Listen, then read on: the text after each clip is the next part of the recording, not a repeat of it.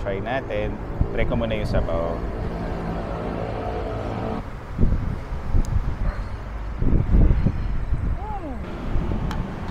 Tawag. Kwento ko ba yung urban legend dito? Ano yung urban legend sa Mang Pipings?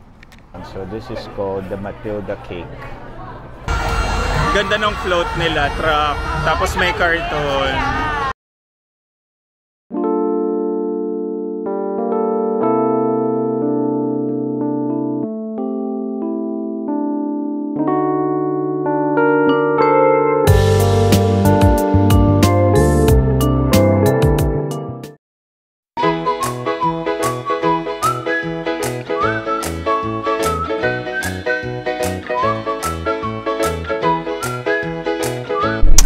Hey guys, so it's December 28, 2024 and andito pa rin ako sa Olongapo. So kasama ko si Sharina. So dadalhin namin kayo sa mga kainan dito sa Olongapo na for low budget. So ito yung mga kinakainan namin nung college nung wala pa kaming pera masyado. So yeah, na mga student pa lang kami. So ipakita ko sa inyo mamaya. So, andito na kami ngayon sa palengkeng luma. Pakita ko sa inyo. Saan ba? Okay. And so, papunta kami ngayon dun sa Tisoy's Palabok. So, bibili kami dun. Ayun. Ayun, may pwesto pa yan. Meron pa ba? Hindi, mag-take out na lang tayo. Aray ko. Wala po. Isa po. Balot tayo. Balot na lang. Balot na lang po. May bakante ba? Meron po, Balot na lang. Ha? Balot na lang? Are you sure? Yeah. Okay. Magkano po? 60. Wala nang goto. Thank you.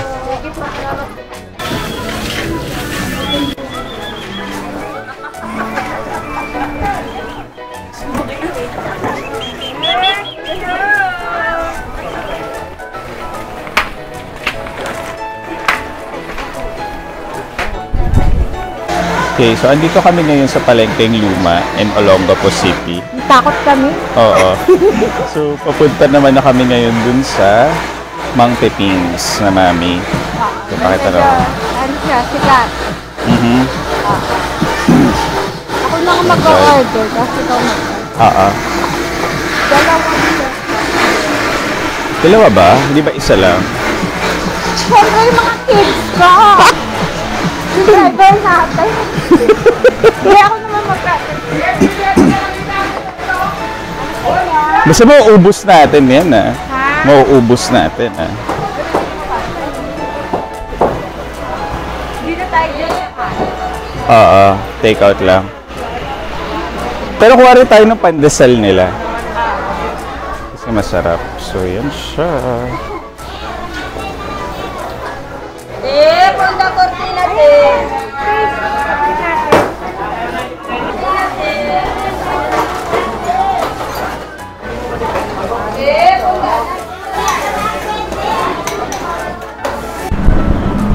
So, itatry na namin ngayon. Naka-mic ba ako? Ayan. Okay, so itatry na natin ngayon itong mga pinamili namin. So, first, ito munang Mang Pipings na sabaw. So, kailangan masarap daw siya kapag may kasamang pandesal. So, yung, magkano to? Magkano isa? 45. 45 yung mami sa Mang Pipings. Tapos itong pandesal, Parang 20 pesos yata. 20 pesos. So, parang 65 pesos kasama yung pandesal. Oo. So, try natin. Try ko muna yung sabaw.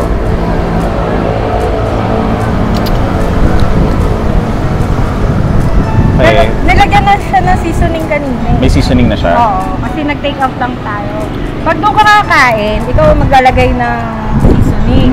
Kung ano yung preferred mo na ano. Eh, ang daming tao. Yeah. Kaya Sarap naman. Sarap siya. Sarap talaga. Ganun pa rin naman. Oo, parang very homey nung lasa. Tapos kapag sasaw-saw mo siya sa... Nakita ba kanina? Ang daming bumibili. As in, unahan talaga. Oo. Kasi sikat talaga siya. Sarap siya. Tinapay niya. Ito, homemade din nila to. Oo, mukha naman. Yung bread nila. Anong tawag sa bread na to? Pandesal? Monay ba? Hindi ko alam eh. Monay na maliit. Patawag. So anyways, so mo sa sabaw.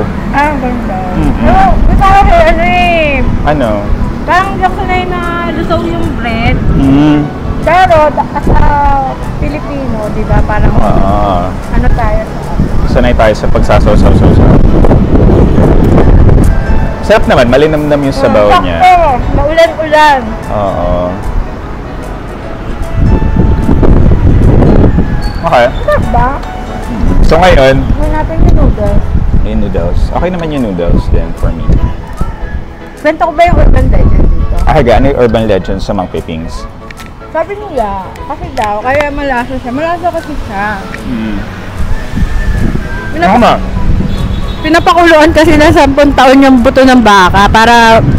Pinapakuluan kasi ng 10 taon yung buto ng baka para ano, para malusaw yung lasa ng buto. So yung sabaw niya, merong 10 taon na to, ibig sabihin. Yes! Pero, syempre, ano lang yun? Urban legend. Urban legend. Pero masarap siya. At mura. Yeah. Okay. Now, try na natin ngayon tong palabok ni Tisoy. So, Sikat din niya.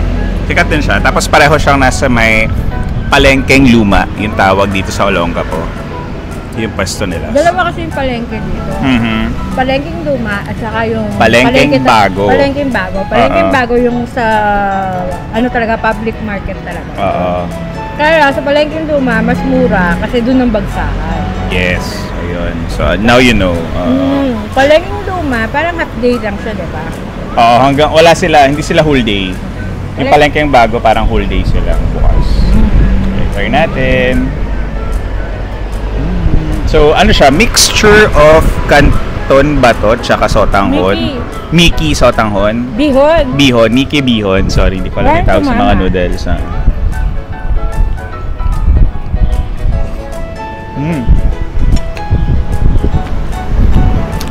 Iba yung lasa kasi nung sauce niya. Kahit na nakikita mo wala siyang sahog masyado. Pero parang yung mismong sauce niya yung kakaiba yung lasa kasi. Oo. Yung umami flavor.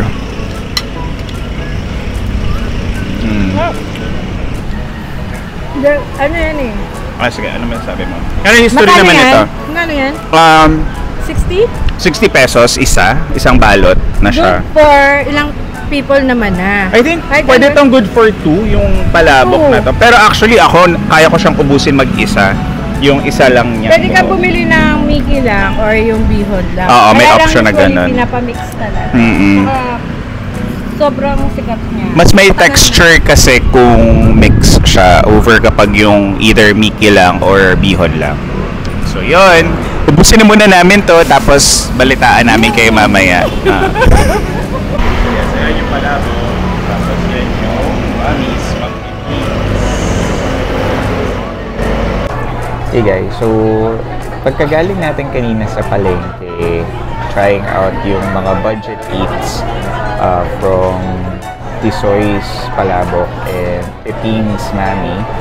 Dito naman kami ngayon sa restaurant. I think this is only available sa Olongapo and sa Bataan. It's called The Bineri. So, fusion siya ng Pinoy food, tapos parang may cafe na rin siya. So, pakita ko sa inyo yung in-order namin dito. So, yan. So, this is called the Matilda cake. So, ang laki niya. Diba? So, yummy. Tapos, umorder din kami ng pork sisig, tsaka barbecue liempo. So, yan siya. Gutom na rin daw siya. So, nanood kasi kami ng MMFF, yung Espantejo. Yan. Pork sisig. Sisig. Barbecue lang.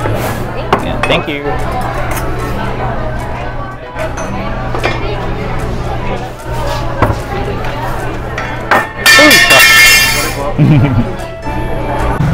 Hey guys, so it's December 30 now, 2024. Currently 2 p.m.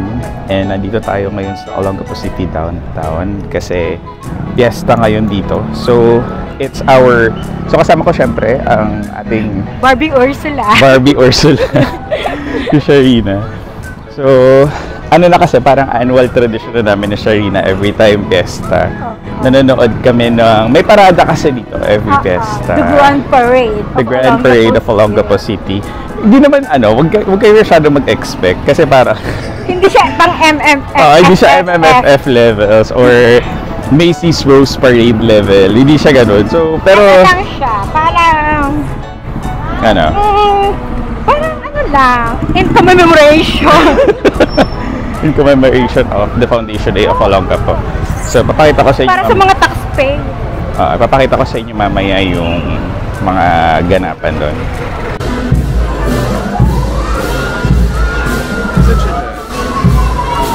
Hindi siya namimigay ng pera.